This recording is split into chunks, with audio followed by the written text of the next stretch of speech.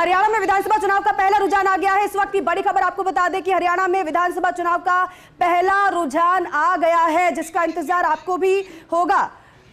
Rewari seat की अगर हम बात करें तो कांग्रेस आगे नजर आ रही है। इस वक्त की बड़ी खबर, रेवाड़ी सीट से कांग्रेस पार्टी के प्रत्याशी आगे चल रहे हैं।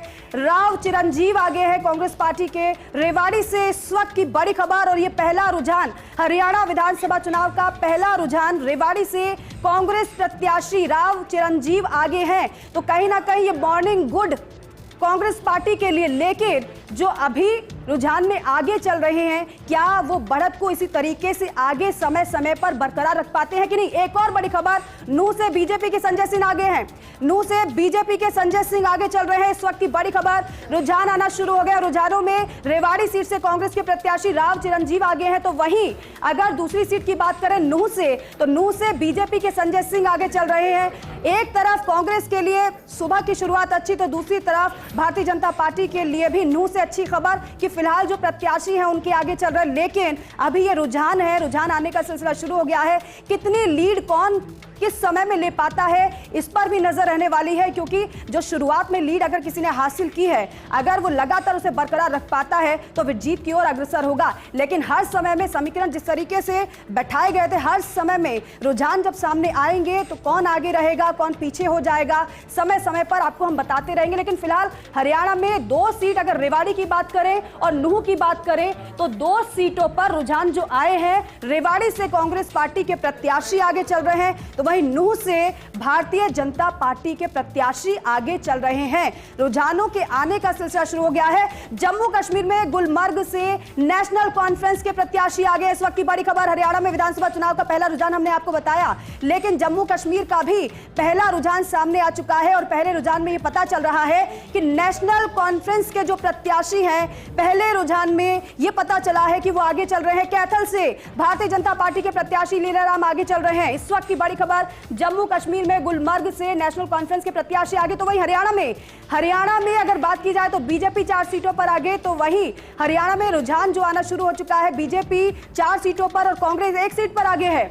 कांग्रेस 1 सीट पर आगे है हरियाणा में, तो वहीं भारतीय जनता पार्टी 4 सीट पर आगे चल रही है। कुल मिलाकर हरियाणा में 5 सीटों का रुझान सामने आ चुका है। इस वक्त की बड़ी खबर, हरियाणा में विधानसभा चुनाव का जो रुझान आना शुरू हुआ है, उसमें पहले रुझान में भारतीय जनता पार्टी लीड लेती हुई नजर आ रही है, तो वहीं कांग्रेस पार्टी 1 सीट पर लीड लेती हुई दिखाई दे रही है। लेकिन क्या ये जो लीड है, ये कितने वोटों की होगी, आगे आने वाले समय में ये साफ हो पाएगा। लेकिन फिलहाल तो अभी बैलेट पेपर की गिनती होना शुरू हुआ है, इसके बाद ईवीएम की गिनती शुरू होगी और उसके बाद धीरे धीरे तस्वीर साफ होगी, क्योंकि हर एक पल में, हर एक समय में जो कौन आगे रहेगा, कौन पीछे रहेगा, ये समय बताएगा। लेकिन फिलहाल हम आपको रुझान बता रहे हैं, रुझानों में कौन आगे चल रहा है।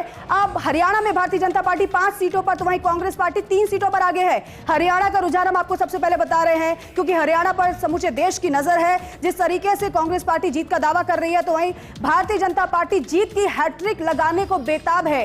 तो क्या वाकई में भारतीय जनता पार्टी जीत की हैट्रिक लगा पाएगी, या फिर कांग्रेस पार्टी इस बार जीत जाएगी। हरियाणा में 5 सीटों पर रुझान और 5 सीटों पर भारतीय जनता पार्टी रुझानों में आगे, तो वहीं कांग्रेस पार्टी 3 सीटों पर आगे चल रही है। इस वक्त ये बड़ी खबर, रुझानों में भारतीय जनता पार्टी 5 सीटों पर हरियाणा में लीड ले रही है, तो वहीं 3 सीटों पर कांग्रेस पार्टी भी आगे चल रही है। बैलेट पेपर की गिनती और उसके साथ ही साथ ये रुझान, और रुझानों में 5 पर भारतीय जनता पार्टी आगे हरियाणा में, तो वहीं 3 पर कांग्रेस पार्टी आगे है। लेकिन इस बार की अगर बात की जाए भारतीय जनता पार्टी की तरफ से, जो हम कई जगह पर देखते हैं, फिर चाहे लोकसभा चुनाव हो या विधानसभा चुनाव हो, भारतीय जनता पार्टी एक अलग स्ट्रैटेजी के तहत आगे बढ़ती है। हरियाणा में हमेशा भारतीय जनता पार्टी ने ज्यादातर नॉन जाट की राजनीति की है, ओबीसी पर ज्यादा भरोसा जताया है, और जब मुख्यमंत्री बदला भी तो वो ओबीसी चेहरा ही दिया गया। तो क्या यहां पर जिस तरीके से नायब सिंह सैनी को मुख्यमंत्री बनाया गया,